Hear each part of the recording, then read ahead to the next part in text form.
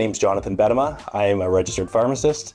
I own Jonathan's Kingsway Pharmacy in Sudbury, Ontario.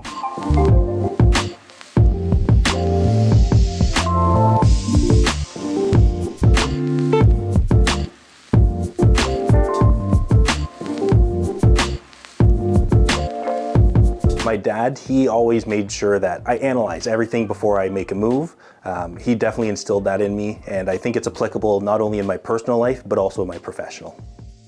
I chose a career in pharmacy because it was kind of the intersection of problem solving, helping people, and science. It was the perfect intersection of those three things. Those are my passions personally.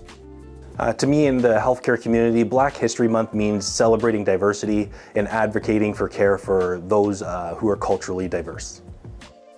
Back when I was in school about 10 years ago, there wasn't much in terms of discussion about inequity or bias in the healthcare system.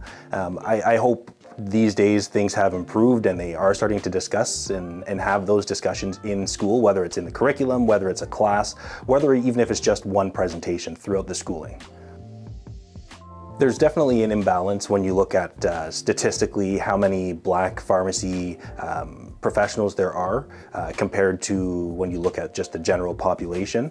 I think the universities and the schools, they are certainly trying in that regard to bring equity and eliminate bias in terms of selection of candidates. I think there is still some ways to go, but I think overall they are working to improve that.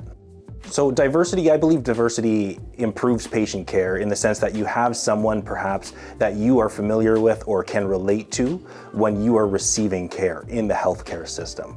So for example, if you have a physician and you celebrate certain cultural practices where it restricts your diet or changes how you can eat, when you can eat, things like that. If you have a healthcare practitioner who can understand that, it makes a huge difference rather than just having someone who assumes you fit into the typical and you should just deal with things just like everyone else does.